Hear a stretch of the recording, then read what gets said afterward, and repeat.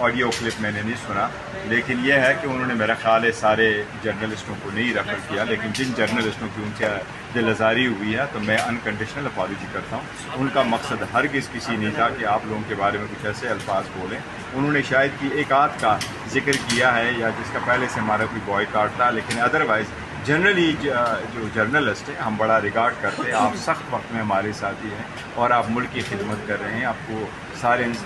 کو جو second version ہوتا ہے وہ بھی لانا آپ کی ذمہ داری ہے، تو ہم آپ کی سر دوسری بات جو انہوں نے کی وہ یہ تھی کہ عمران خان کو اگر رہا نہیں کیا جا سکتا تو انہوں نے کہا جی کہ 15 دنوں کے بعد ہم خود رہا کروائیں گے، تو کیا یہ کسی آپ تصادم کی طرف جا رہی ہیں؟ پالیٹکس ہم کوئی تصادم کی طرف نہیں جاتے ہیں، اور تصادم کی طرف جانا تھا اور خود رہا کرنا ہوتا تو ہم پہلے اس قسم کی اسٹیٹمنٹ دیتے۔ جلسے میں جب اسٹیٹمنٹ دی جاتی تو وہ ہوتا ہی رہتا ہے، اس طرح نہیں ہے کہ ہم جائیں گے اور خدا نہ خواستہ کچھ ایسے اقدامات کریں گے، ایسا نہیں ہے۔ لیکن انہوں نے جس تناظر میں کہا ہے، دیکھیں